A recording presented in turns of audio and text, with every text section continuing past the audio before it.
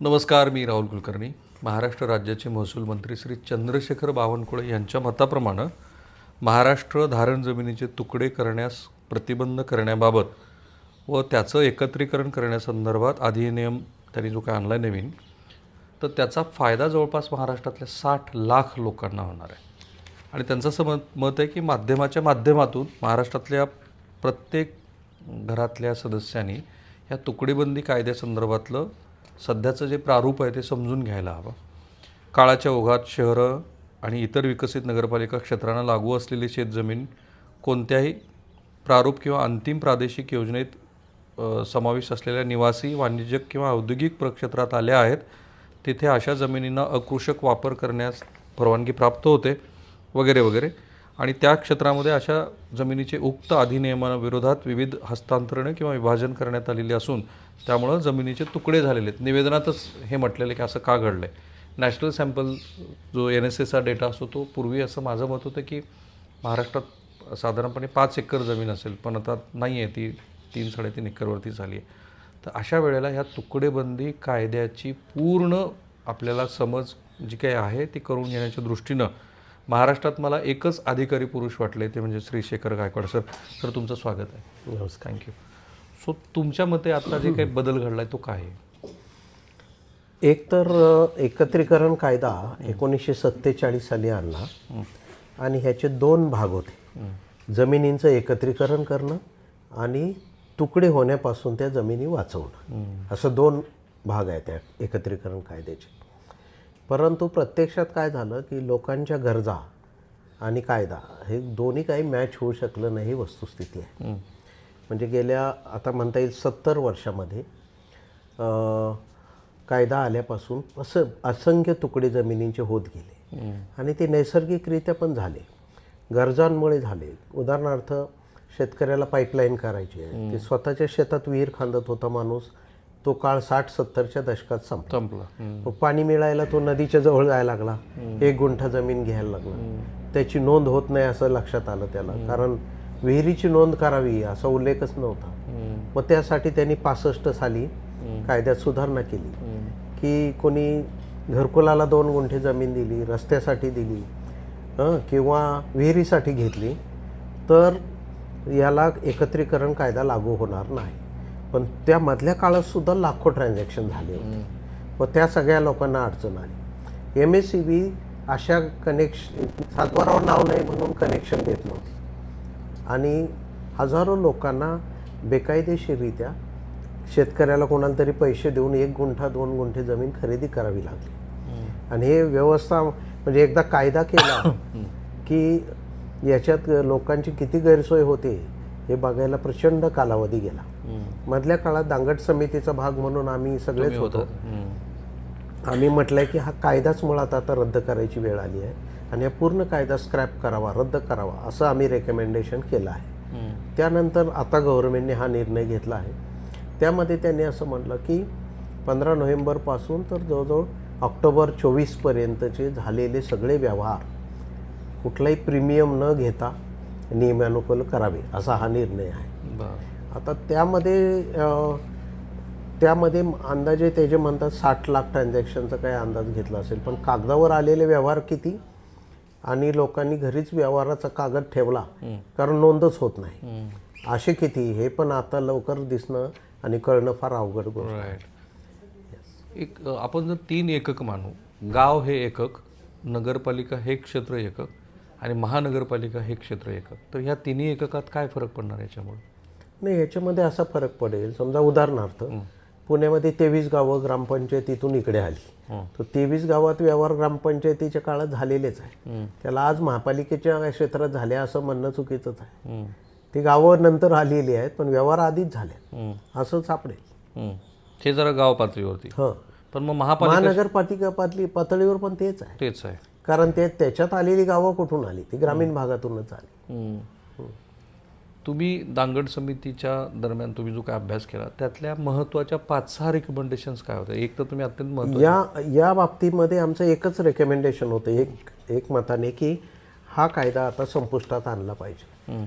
कारण जिथे अर्बनायझेशन शहरीकरण फार झपाट्याने चालू आहे अशा राज्यामध्ये हे लोकांना कुचंबना करणार आहे, अडचण निर्माण करणार आहे. आणि मधल्या काळामध्ये असंख्य व्यवहार असे झाले.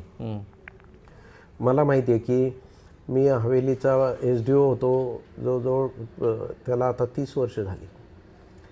1995ला 1 एकर जमिनीमध्ये 100 लोकांना एक गुंठा जमीन विकायची. आणि विशेषतः त्यात बऱ्याच सैनिकांची पण फसवणूक झाल्याचं मला लक्षात आलं. म्हणजे तुम्हाला 1 गुंठा विकली, तुमचं नाव लागत नाही मला माहिती आहे, मग तेच 1 गुंठा मी दुसऱ्याला विकायचा. अशा पद्धतीने असंख्य व्यवहार झाले. आता हे नियमानुकूल करताना सुद्धा असे प्रॅक्टिकल प्रश्न येणार आहेत समोर. कारण शेवटच्या माणसाने नाव नोंदवलं की पहिल्या माणसाने नोंदवलं आणि त्याने जमीन विकून टाकली, हे कळता येणं आता व्यवस्थेला जवळजवळ अवघड आहे. सातबारावर ज्याचं नाव आहे ते अधिक त्यांनी असं म्हणलं ज्यांच्याकडे रजिस्टर खरेदी खत असतील त्याने आता डायरेक्ट नाव लावून घ्यावे. ज्यांच्याकडे अनरजिस्टर्ड असेल, 10 रुपये स्टॅम्पवर आहे, 100 रुपये स्टॅम्पवर, त्याने आत्ताच्या दराने पैसे भरावे. हां, त्याला अजून वाढीव भरावं लागणार आहे. तर जो 1 गुंठा समजा 3,000 रुपयाला 30 वर्षापूर्वी घेतला आहे असं गृहीत धरू, तो माणूस आत्ता त्याची स्टॅम्प ड्युटी म्हणून 1,14,000 भरेल का? हा एक प्रश्नचिन्हच आहे. त्यामुळे असे प्रॅक्टिकल विषय याच्याशी संबंधित फार आहे. थोडक्यात तुमचं समज आहे की 1 गुंठ्यापासून तुम्ही आता कितीचाही व्यवहार करू शकता, देयर इज नो रिस्ट्रिक्शन. इथून पुढे मात्र हा प्रॉब्लेम येणार नाही असं आहे. पण त्यांनी त्यासाठी मागचे फक्त नियमानुकूल करायचा निर्णय घेतला आहे. आणि ते रेट्रोस्पेक्शन म्हणजे पूर्वलक्षी प्रभाव जो आहे तो कधीपासूनचा असणार? तो त्यांनी म्हटलं आहे किती 15 नोव्हेंबर 1965 म्हणजे 15 नोव्हेंबर 1965 ते नंतर ते आज काय 25 नोव्हेंबर आणि 15 ऑक्टोबर 24. परंतु आजच्या तारखेला पुन्हा हे व्यवहार होणार ना, इथून पुढे पण होणार. मग त्यांना पुन्हा रेग्युलराईज करत बसावं लागेल, म्हणून कायदा रद्द होणं गरजेचं आहे. आणि दांगट समितीने हा किती काळ अभ्यास केला आणि तुमच्यासाठी साधारण 1 वर्षापूर्वी आम्ही तो रेकमेंडेशन केलं. आणि त्यासाठी तुम्ही अभ्यासाची काय पातळी ठेवली होती? नाही, आम्हाला एक अभ्यास गटच होता त्यासाठी. 5-6 अधिकारी होते. आमच्या सगळ्या अनुभवातून आणि फील्डवरच्या लोकांशी बोलून तुमच्याकडे कोणत्या प्रकारचे व्यवहार आहेत. कसं आहे, व्यवहार करण्याची जी कार्यपद्धती आहे ती फिक्स आहे. मुख्यतः कशासाठी झाल्या आहेत? रस्त्यासाठी झाल्यात किंवा सनदी व्यवस्था किंवा विहिरीसाठी झाल्यात. हे 2-3च प्रकारचे व्यवहार आहेत एकत्रीकरणाच्या विरोधात. दुसरा ह्याचा जो पैलू आहे तो याच्यात आलेला नाही, तो म्हणजे हा कायदा काय, तुकडे होण्यास प्रतिबंध, बरोबर, म्हणजे तुकडे होऊ नये जमिनींचे. पण दुसरा आहे एकत्रीकरण कायदा. त्यातला एकत्रीकरण कायदा हा महाराष्ट्रात आता एकत्रीकरण ही व्यवस्था संपुष्टात आपण आणली. आणि एकत्रीकरणामध्ये प्रचंड घोटाळे झाले. जसे की कागदावर बसून राहुल कुलकर्णींची जमीन 3 ठिकाणी असेल तर त्यांना एकाच ठिकाणी द्यायची, आणि दुसऱ्या माणसाची 3 ठिकाणी असलेली जमीन त्याला आणखी एका ठिकाणी द्यायची. प्रत्यक्षात काय झालं, कागदावर ही नावं बदलली त्यांनी. लोकांनी आपले ताबे काही सोडले नाही. ऑन एन ॲव्हरेज आम्ही जो अंदाज घेतला, साधारण कागदावर आत्ता त्यांच्याकडे 17,000 केसेस चालू आहे जमाबंदी आयुक्तांकडे एकत्रीकरणाच्या. परंतु 17,000च्या पलीकडे ॲक्च्युली ते 17 लाख असायला पाहिजे. प्रत्येक गावात 100पेक्षा जास्त चुका एकत्रीकरण मशिनरीने ऑफिसमध्ये बसून केल्या आहेत. आणि मग 2 बाळू पाटील असतील तर दोघांची जमीन एकत्र केली आहे. तो पुढचे 30 वर्ष या भांडणामध्ये अडकला आहे. त्यामुळे जमिनीच्या हक्कांशी जेव्हा आपण निगडीत काही करतो ना, तेव्हा फार संवेदनशीलता ठेवली पाहिजे, ॲक्युरसी ठेवली पाहिजे. हा मुद्दा आहे त्याच्यावर. काही मार्गदर्शक सूचना शासनाने ह्या निमित्ताने केल्या. त्यातली पहिली सूचना अशी आहे की तुकड्यांच्या नोंदणीकृत दस्ताच्या आधारावर झालेला फेरफार रद्द करण्यात आला असेल तर अशा प्रकारच्या नोंदीचा शोध अधिकार अभिलेखातून घेऊन या नोंदणीकृत दस्ताच्या आधारावर झाल्याची खात्री करून या नोंदी पुनर्जीवित करण्यासाठी नव्यानं फेरफाराची नोंद घ्यावी. पुढं असं म्हणतात की अशी नोंद. आता हा एक मुद्दा आपण तपासला. समजा अ ने ब ला जमीन विकली होती, बरोबर. ब चा व्यवहार फेरफार नोंद रद्द झाली, ब चं नाव काही सातबाराला आलं नाही. मग अ ने परत क ला विकली. आता ह्या बाबतीमध्ये हे जरी कळालं मशिनरीला तर ती काय करू शकते? बरोबर, काहीच नाही करू शकणार. कारण बचा व्यवहार रद्द झाला एकत्रीकरणाच्या विरोधात आहे म्हणून त्याला आता 30 वर्ष झाली. आता त्या बला शोधा आणि त्याची नोंद नव्याने करून घ्या, म्हणजे कचं नाव कमी करा. बरोबर. मग ते काम कसं होईल? ते प्रॅक्टिकली भयानक अवघड गोष्ट आहे. पण तुमच्या मते ह्याला काय प्रॅक्टिकल सोल्युशन आहे? नाही, त्याला प्रॅक्टिकल म्हणजे जो महत्त्वाचा भारताचा कायदा आहे, ट्रान्सफर ऑफ प्रॉपर्टी ॲक्ट, मालमत्ता हस्तांतरण कायदा, तो काय सांगतो? अ नी ब ला विकल्यावर ब ला अधिकार मिळाले. ज्या तारखेला अ नी जमीन विकली त्याचा अ शी संबंध संपला. आता अ नी क ला विकली म्हणजे काय? त्याने दोनदा व्यवहार केला आणि दोनदा पैसे घेतले. बरोबर. अशा माणसाकडनं परत कचं नाव लागलं असेल, बरोबर, तर तो कचा व्यवहार बंद करून बचा आकारणे म्हणजे अजून 4 वकील आणि 2 केसेसकडे वाटचाल आहे, असा त्याचा डायरेक्ट. आता हा संदर्भ सोडून, कारण आता तुम्ही हा एक्सप्लेन केला आहे, थोडं ह्या कायद्याच्या अनुषंगाने व्यापक पातळीवरती लिटिगेशन कमी होतील की वाढतील? आणि सेकंड मुद्दा, करप्शन जे पूर्वी दिसत होतं आपल्याला ते कमी व्हायला मदत होईल का? काही प्रमाणात जिथे लोकांनी गुंतागुंतीचे व्यवहार केलेले नाही आणि लोकांमध्ये पण अशी काही वृत्ती नैसर्गिक आहे असं म्हणता येत नाही. त्यांनी जमीन विकली आहे, पैसे घेतले आहेत, पण नाव त्याचं लागलं नाही. असे जे जमीन मालक आजही म्हणतात किंवा तुझी नोंद करून घे, अशा प्रकरणात काही लिटिगेशन होणार नाही. म्हणजे ते शहाणपणा एकमेकांच्या सबुरीवर अवलंबून आहे, नाही तर मग अजून गुंतागुंत वाढेल. ओके. आणि त्याचा आकडा करप्शनही वाढेल आणि गुंतागुंतही वाढेल. दुसरं जर त्यांनी मार्गदर्शक सूचना दिली त्याच्यात असं म्हटलं की तुकड्याच्या नोंदणीकृत दस्ताच्या आधारावर झालेला फेरफार मंजूर करण्यात आला असेल, परंतु खरेदीदाराचं नाव इतर हक्कामध्ये नमूद केले असेल तर 3/11/2025च्या अध्यादेशाच्या अनुषंगानं अशा खरेदीदाराचं नाव कब्जेदार सदरी घेण्यापूर्वी ज्या नोंदीनं त्याचं नाव इतर हक्कामध्ये नोंदवण्यात आलेलं आहे अशा नोंदीचा अभ्यास करून केवळ तुकडेबंदी कायद्याचं उल्लंघन झालं म्हणून खरेदीदाराचं नाव इतर हक्कात नोंदवण्यात आलं आहे याची खात्री करून खरेदीदाराचं याच्यामध्ये नोंद करून. हे चांगलं आहे. ज्यांची नावं इतर हक्कात होती त्यांच्या सगळ्यांना याचा फायदा होईल. म्हणजे आज जे मध्ये सातबारावर कब्जेदार सदरी नावं आलेली नाही, पण 1 गुंठा विकलं, 2 गुंठे विकले आणि इतर हक्कात त्यांची नावं आहे, ती सगळी नावं मध्ये यायला मदत होईल. आता हे होताना शहरी भागात गुंतागुंत होऊ शकते, कारण त्याची बेरीज जर सातबाराच्या एकूण क्षेत्रापेक्षा जास्त झाली, असं गृहीत धरा, मल्टिपल ट्रान्झॅक्शन आहे, तर त्याची बेरीज जर माझी जमीनच 1 एकर होती आणि आता 72 नावं इतर हक्कात आहेत आणि त्यांची बेरीज जर 80 आर होत असेल तर पुन्हा प्रश्न तयार होणारच आहे. पण सगळ्या केसमध्ये असं होणार नाही, काही केसमध्ये नक्की होईल. पण आता तुम्ही जे सांगत आहात, कारण तुमचा एवढा व्यापक महसुलातला आणि जमिनीच्या कायद्यासंदर्भातला तुमचा अनुभव म्हणून, आपल्याला लँड रिफॉर्म करण्यात खूप उशीर झाला आहे. खूप उशीर. समाजाचा जो प्रगतीचा वेग आहे तो आणि कायद्यामधल्या सुधारणांचा वेग हे कधीच मॅच झालेलं नाही, नक्की आपण म्हणू शकतो. पण हे कुणी कुणाच्या लक्षात नाही आणून दिलं. लक्षात आणून देतात, परंतु असं काही यंत्रणा नाही आपल्याकडे की बाबा ज्याला असं म्हणतात की सनसेट क्लॉज आणा, असं एक राष्ट्रीय पातळीवर एक कन्सेप्ट आहे की तुम्ही एखादा कायदा केला की 7 वर्षांनी आपोआप रद्द झाला पाहिजे. कारण नाही झाला तर माणूस त्याच्यापेक्षा झपाट्याने प्रगती करतो आणि कायदा मागे राहतो. सो कायदा आणि लोक हे समांतर पातळीवर राहण्यासाठी असा कायदा संपुष्टात आणणारा क्लॉज आणल्याशिवाय याचा रिव्ह्यूज कोणी घेणार नाही, असा ते मुद्दा आहे. आणि त्या बाबतीत आपण इतर युरोपीय देशांच्या फार मागे आहोत अशा समज करण्यामध्ये. की आपल्या असं काही आपल्याकडे अशी काही यंत्रणा आहे का की 2026 साल आलेला आहे, यावर्षी मला 137 कायद्यांचा आढावा घेतला पाहिजे आणि त्याच्याकडे रिव्हिजिट करायला पाहिजे, अशी काही यंत्रणा आपल्याकडे अस्तित्वात. की आपल्या राजकीय नेतृत्वाची अशा सामाजिक आणि शेतीविषयक प्रश्नाविषयी असलेली समज ही गेल्या 30 वर्षाच्या तुलनेत थोडी कमी झाली. समजपेक्षाही स्टेटस को ठेवण्याकडे वृत्ती जास्त आहे आणि स्टेटस को ठेवल्यामुळे कुणाचंच नुकसान होत नाही. रिफॉर्म करायचे तर अभ्यास करावा लागतो, हा मुद्दा आहे याच्यातला. रिफॉर्म करायचा तर मग त्याच्यावर कमांड पाहिजे त्या विषयावर. तसं नसल्यामुळे रिफॉर्म करून अडचणीत येण्यापेक्षा वैयक्तिक ह्या शेतकऱ्याच्या जमिनीच्या हक्काबद्दल काही न बोललेलं बरं, असं आपण हा स्टँड घेत आलेलो.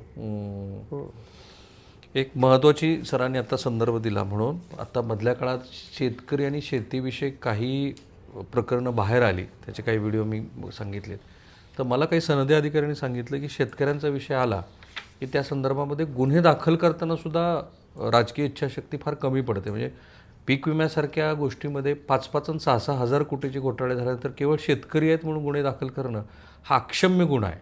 असो, पण तो भाग वेगळा. मधल्या काळामध्ये वर्ग 2च्या जमिनी संदर्भामध्ये पण एक मला असं वाटतं की पाथ ब्रेकिंग निर्णय झाला. तर मी स्वतः मराठवाड्याचा आहे, तिथं निजाम राजवटीतल्या अनेक जमिनी आहेत आणि अनेक लोक त्रस्त आहेत. तर ह्याबद्दल तुमचं मत? नाही, चांगलं आहे ते. वर्ग 2 आपला म्हणजे राष्ट्रीय पातळीवर सुद्धा हाच विचार आहे सगळीकडे की जगभरामध्ये जमीन जी ओळखली जाते ती जमीन म्हणून असते. भारतातच फक्त ही वतनाची जमीन, इनामाची जमीन, अमुक याची जमीन असं जे आहे, ह्या सगळ्या कॅटेगरी संपुष्टात आणून जमीन म्हणजे प्लेन जमीन असं इक्वेशन तयार व्हायला पाहिजे. पण तसं होण्याकडे असं काही जाणीवपूर्वक वाटचाल काही सुरू नाही. आणि त्यामुळे आपल्याला असं दिसतं की तुकड्या तुकड्यामध्ये हे डिसिजन होत आहे. उदाहरणार्थ वर्ग 2 जमीन संपुष्टात आली, सगळी वर्ग 1 झाली, तर त्यामध्ये काय आहे, तर सरकारला पुन्हा पुन्हा मिळणारं जे उत्पन्न आहे, अनर्जित उत्पन्न असा शब्द आहे त्याला, की तो प्रत्येक वेळी डिफरन्स म्हणून सरकारला मिळतो. याचा प्रस्ताव सुद्धा अनेक वेळा चर्चेला गेला. पण यामध्ये गव्हर्नमेंटचा भविष्यातील उत्पन्नाचा नुकसान होईल असा स्टँड घेण्यात आला होता आणि त्यामुळे हे झालं नाही. पण त्याचबरोबर आता वर्ग 2ची वर्ग 1 करत असताना सरकारला जे काही पैसे भरायचे त्याच्याबद्दल पण लोक हातबल झालेले आहेत. इतके जास्त पैसे आम्ही कसे भरू? खरं आहे ते. आता याच्यामध्ये ते पण भूमिका मी सांगतो लँडच्या बाबतीमध्ये.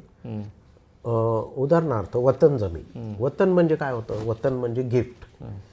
म्हणजे एखादं विशिष्ट काम करण्यासाठी दिलेली जमीन म्हणजे वतन. उदाहरणार्थ गावाची सेवा माणूस करतोय, बरोबर आहे, त्याला कनिष्ठ गाव नोकर वतन असं त्यांनी म्हणलं. देवाची पूजा अर्चा करण्यासाठी पगार देण्याऐवजी त्याला 1-2 एकर जमीन दिली आणि त्याला सांगितलं की यातनं उत्पन्नातून तू तुझं घर चालव आणि त्याच्या बदल्यामध्ये देवाची 2 वेळ पूजा अर्चा करणे. आता हळूहळू त्याची 4थी, 5वी, 6वी पिढी आली, त्यातली काही मुलं शिकली, ती शहरात जायला लागली आणि मग त्यांना असं वाटतं की आम्ही हे काम करत बसणार नाही. आता माझी मुलं अमेरिकेत गेली शिकायला, तर मी कशाला देवाची पूजासाठी इथे गावात थांबू? मग त्याला ही जमीन विकायची आहे. मग त्यावेळी सरकारने असं स्टँड घेतलं सर्वसाधारणपणे की 50% मार्केट व्हॅल्यू ही भरली पाहिजे. आता हे 50% कुठून आलं? आणि हे प्रिन्सिपलसुद्धा काही मतदारांनी चॅलेंज केलं होतं पूर्वीसुद्धा. ते सुप्रीम कोर्टापर्यंत गेलं. सुप्रीम कोर्ट असं म्हणलं, तेव्हा नाही, आमचा काही आग्रह नाही त्यांनी त्याने आहे तशीच ठेवावी, काम करत राहावं. काम नाही केलं तर आम्ही जमीन काढून घेऊ. थोडक्यात ती बक्षीस म्हणून दिलेली जमीन आहे, विशिष्ट कामासाठी दिलेली आहे. काम करणार नसाल तर काढून घेतली जाईल. तर काढून घेण्यापेक्षा 50% काही वाईट नाही असं तो मध्यम मार्ग काढून. पण ही 50% होतं अनएंडिंग होतं. म्हणजे 2 लाखाला जमीन होती एकरी, त्यावेळी 1 लाख सरकारला.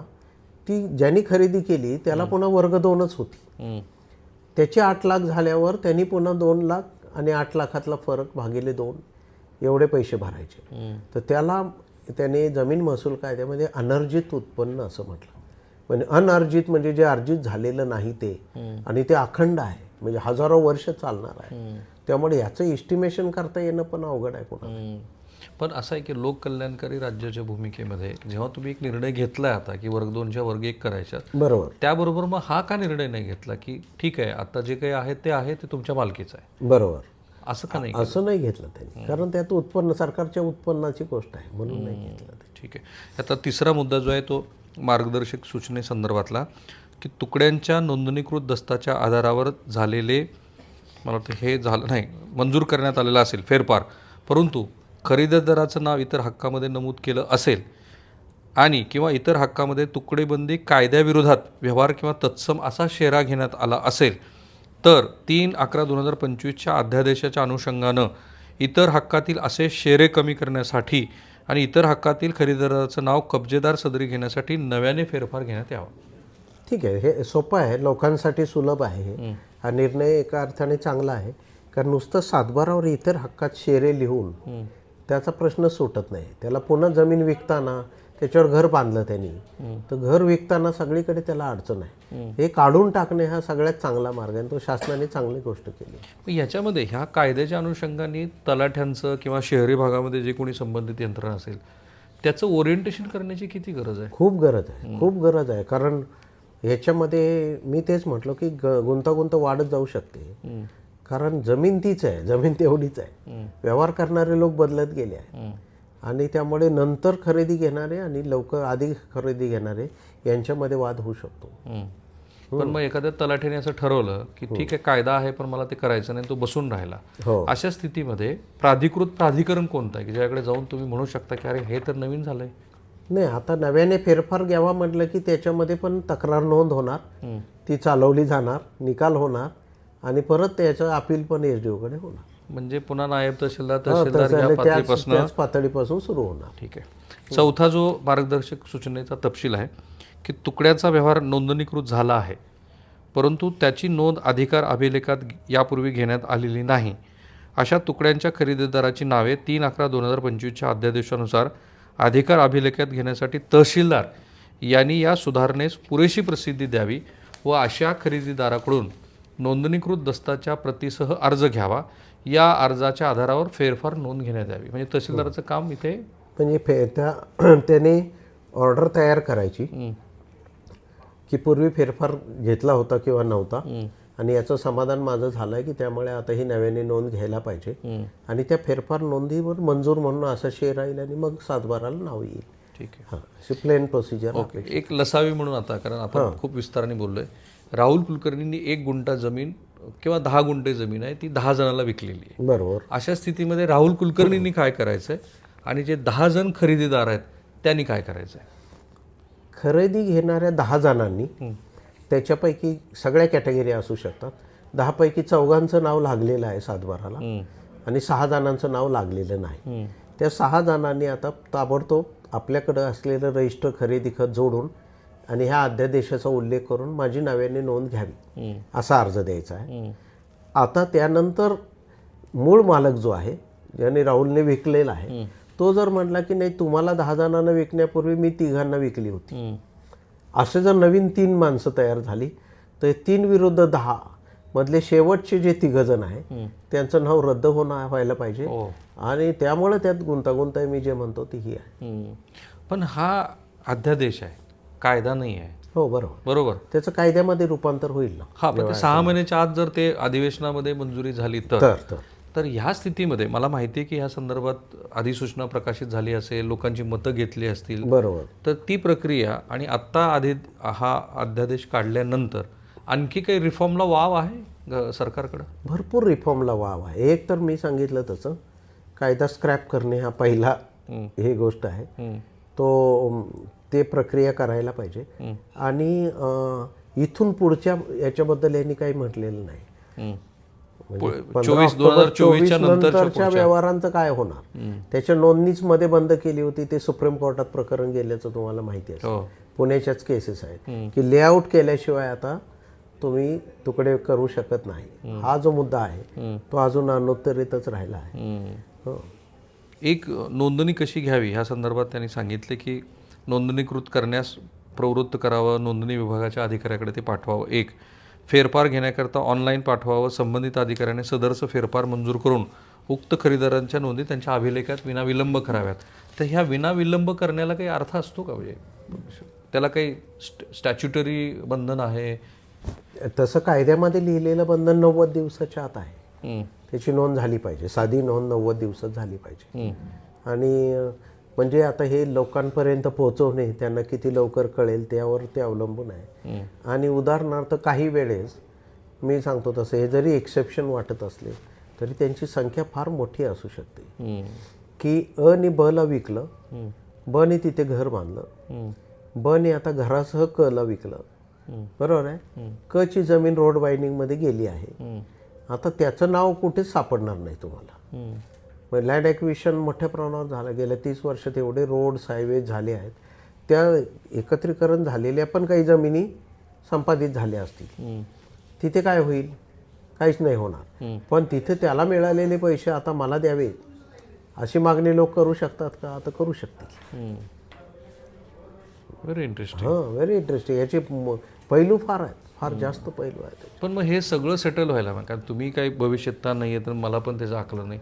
हे साधारणपणे लिटिगेशन्स किती येतील त्यावरती पण बरं त्याच्यावर बरेच अवलंबून आहे. परंतु जिनाईनली जर केस चालवल्या आणि सगळे लोक पार्टी हजर झाले, आता जो माणूस विकून बसलेला आहे तो नोटीस काढल्यावर सुद्धा आता येईल का? त्यांनी 1 गुंठा 9 वर्षापूर्वी विकलेला आहे, तो म्हणे मी तुझ्यासाठी कशासाठी येऊ ऑफिसमध्ये सांगायला, असं जर झालं किंवा तो मयत असेल, तो मयत असेल, त्याची मुलं म्हणतील आमच्याकडनं तुम्ही घेतलेलंच नाही, आम्हाला ओळखत नाही, आमच्या वडिलांनी व्यवहार केला मला माहीत नाही, असं पण होऊ शकतं. त्यामुळे हा मुद्दा राहणारच आहे की त्यांच्या गैरहजेरीत पत्ते देणे, त्यांना नोटीस बजावणे रजिस्टर पोस्टाने आणि त्याची वाट बघत बसणे, ही प्रक्रिया होणारच आहे. ओके. शेवटचा मुद्दा, तुम्ही पुणे महापालिकेचे आयुक्त म्हणून पण काम केलेलं आहे. जेव्हा एखादी सरकारी जमीन अशा एखाद्या खाजगी हस्तकाकडं पॉवर ऑफ अटर्नीच्या आधारावरती विकली जाते, तेव्हा प्रशासनातल्या लोकांच्या हेतुपुरस्सर केलेल्या गोष्टीमुळं असं असतं का? काही त्या लँड रिफॉर्ममध्येच काही लॅक्युनस ठेवलेले आहेत, जाणीवपूर्वक आहेत, सुटलेले आहेत, असं काही? काही गोष्टी प्रशासनाकडनं राहून गेल्या आहेत. त्या राहून कशा गेल्या आहेत, ते आत्ता नाही राहून गेल्या. ते आता ह्या केसमध्ये आत्ता जे आपण बोललो 1883ला जमीन समजा घेतली आहे, त्यावेळी नाव लागायचं राहून गेलं काही गटांचं. आता तो नंतर येणार म्हणतो माझ्याकडे काही व्यवहार आला नाही, मी नोंद केली नाही. असा जो मुद्दा आहे हा असा सगळ्या गोष्टींना लागू आहे. उदाहरणार्थ धरणं जेवढी आपण केली, धरणांच्या जमिनी पण आपण गहाण टाकल्या एकेकाळी, माहिती आहे, त्याच्यावर कर्ज उभारलं, त्या सगळ्या धरणांच्या जमिनी पाटबंधारे खात्याच्या नावावर आहेत का हे कोणी चेक केलेलं नाही. Very interesting. म्हणजे असा एक एक विषय लँडचा जर आपण बघत गेलो ना, तर मग अशी जमीन आता विकली म्हणलं तर उजनी धरण विकले असं होऊ शकतंय ना उद्या? बरोबर आहे ना, होऊ शकेल का? त्याचं नावच जर खाजगी माणसाचं असेल. पण तुमच्याकडे ते बुक असतं ना, स्टँडर्ड जे बुक असतं, त्याला काहीतरी नाव आहे, तर मी मालमत्तेच्या संदर्भातलं नोंदी करणार, त्याचं स्वतंत्र रजिस्टर नसतं, 7/12चा असतो. तर 7/12 मी मध्ये एका एपिसोडमध्ये मी सांगितलं आहे की उजनीमध्ये बुडालेल्या जमिनीचा 7/12 पूर्ण गावाच्या 7/12वर वर तलाठ्याने लिहिलं, हे गाव उजनीमध्ये बुडाल्यामुळे बुडीत क्षेत्रात गेल्यामुळे ह्याचे गावचे 7/12 रद्द करण्यात आले आहे. आता हे त्यांनी सर्व त्याच्या 1200 7/12वर लिहिणं अपेक्षित होतं त्यावेळी 76 साली. तसं नाही लिहिलं, त्यांनी पुस्तकाच्या वर लिहिलं. त्यातल्या एका हुशार माणसाने त्याचा 7/12चा उतारा काढला, त्याची नक्कल कॉपी करणाऱ्याने आहे तशी दिली, त्याच्यावर त्या माणसाने एका बँकेकडनं 8 लाख रुपये कर्ज काढला. बँकेने ते दिलं आणि बँकेने ते दिलं आणि बँकेचे साहेब जेव्हा वसुलीला गेले तेव्हा गावचे लोक म्हणले तिकडे पाण्यात तुमची जमीन आहे, त्याच्यातनं वसूल करून घ्या. हे घडलं आणि हे घडलेलं आहे. सो त्यामुळे आता ह्याच्यात एरर कोणाची आहे म्हणलं तर सगळ्यांनी मिळून कलेक्टिव्हली चुका केल्या आहेत. व्यवस्थेने निर्माण केला आहे, बँकेने बघायला पाहिजे, फिजिकली जाऊन पाहायला पाहिजे. म्हणजे तो ह्या सगळ्यामध्ये मला दिसतं शेतकरी जास्त हुशार आहे आणि घेणारे लोक सगळे फसलेले आहेत असं मला दिसतं. गेल्या 25 वर्षात असं लक्षात येतं आहे की पूर्वी तुम्ही तर तुमच्या पिढीनं तर फारच ते बघितलं, स्कूटरसाठी गॅस सिलेंडरसाठी कितीतरी रांगा, आमच्या पिढीनं MSCBचं टेलिफोन बिलचं रांगा बघितल्या, आम्ही स्वतः रांगेत आहोत. पण आत्ताची जी पिढी आहे त्या पिढीच्या सगळ्या मोबाईलवरती सगळ्या गोष्टी होत आहेत. माझा प्रश्न असा आहे की तुम्ही त्या गतीबद्दल बोलात की प्रशासन तेवढं गतिमान नाही आहे, तर तेवढं ते गतिमान नसेल तर एक जमिनीचा मालक म्हणून किंवा त्या अपार्टमेंटचा तो फ्लॅटचा मला स्वतःला काही अधिकार आहेत का की ज्या अधिकाराचा वापर करून ह्या प्रशासकीय यंत्रणेत न जाता काही गोष्टी मी करून घेऊ शकतो? आता लकीली महाराष्ट्राचं 98% डिजिटायझेशन झालं आहे आणि ही फार चांगली गोष्ट आहे. इतर राज्य आपल्या फार मागे आहेत. महाराष्ट्र आणि कर्नाटक हे 2 राज्य ह्याच्यामध्ये फार पुढे गेले आहेत. असं असलं तरी अनेक प्रश्न अनुत्तरित आहेत. उदाहरणार्थ व्हर्टिकल प्रॉपर्टी राईट्स म्हणजे काय, अपार्टमेंटची नोंदीचा रेकॉर्डच नाही आहे. बरोबर, एकावर एक 8 मजली बांधले, आता 20-20 मजली बिल्डिंग झाल्या, त्याचं 7/12ला नोंद काय असते? 7/12ला एक बिल्डिंग आहे किंवा कोऑपरेटिव्ह सोसायटी आहे, पण तुमचा 13 नंबर मजल्यावर फ्लॅट होता, ह्याचं रेकॉर्ड काय आहे? तो महापालिकेचं टॅक्स रेकॉर्ड आहे आणि ते जमिनीचं रेकॉर्ड मानलं जात नाही. बरोबर, हा महत्त्वाचा मुद्दा आहे की ज्याच्यावर आपण काम केलेलं नाही. आत्ता अशी काही राज्य विचार करतायत की अर्बन प्रॉपर्टी रेकॉर्ड बनवले पाहिजे. पश्चिम बंगालचं आम्ही मध्ये तपासलं, कलकत्ता शहरामध्ये 7/12च्या सर्वे नंबरवर हजारो बिल्डिंग आहेत. आता त्याची नोंद कशी होत असेल तुम्ही इमॅजिन करा. Very serious. फार सिरियस आहे. पण हा आणि केवढा गंभीर प्रश्न आहे की ज्याच्यावर काम करायला पाहिजे. पण महाराष्ट्रात त्याच्या नोंदी आहेत की नाही फ्लॅट? नाही, अर्बन अपार्टमेंटच्या नोंदी लँड रेकॉर्डला नाही आहेत. सोसायटीच्या नोंदी सातबाराला आणि प्रॉपर्टी कार्डला आहेत. पण प्रॉपर्टी कार्डवर काय आहे, अमुक कोऑपरेटिव्ह सोसायटी, त्यातला फ्लॅट नंबर 14 कोणाच्या मालकीचा आहे ते सगळीकडे आहे असं नाही आहे. आणि अपार्टमेंटच्या नोंदी कुठेच नाही. Sir thank you sir, thank you so much. मी नेहमी असं म्हणतो की श्री शेखर गायकवाड यांनी महाराष्ट्रावरती उपकार केलेत. त्यांचं उत्तम पुस्तक आहे, ते मिळवा, वाचा. जमिनीच्या सातबाऱ्यापासून ते जमिनीतले प्रत्येक महत्त्वाचे तपशील ते सांगतात. आत्ता मी त्यांच्याकडनं शब्द घेतला आणि त्यांनी ते सांगितलं की मी करणार आहे म्हणून. ते ॲग्रोवन आणि दैनिक सकाळमध्ये त्यांनी जी लेखमाला लिहिली त्याचे मी 10-10 मिनिटाचे तुम्ही व्हिडिओ करा. त्यानिमित्तानं महाराष्ट्रातल्या अनेक लोकांचे साधे साधे प्रश्न आहेत ज्यासाठी त्यांच्या कित्येक पिढ्या झुंजत राहतात, ते प्रश्न मिटतील. आणि त्यांनी तुम्हाला कमिट केलं तुम्ही मला की yes she will do it. So इथून पुढे श्री शेखर गायकवाड यांना NDTVवरती तुम्ही बघा. आम्ही त्यांचे व्हिडिओ माझ्या पण सोशल मीडिया प्लॅटफॉर्मवरती, NDTVच्या सोशल मीडिया प्लॅटफॉर्मवरती शेअर करणार आहोत. कारण ते फार महत्त्वाचं आहे की आपल्या जमिनीशी, आपल्या अपार्टमेंटशी, आपल्या मालमत्तेच्या संदर्भातले नेमके कायदे काय आहेत, तर त्यातनं कसा मार्ग काढता येईल. Sir thank you so much. Thank you. धन्यवाद. धन्यवाद.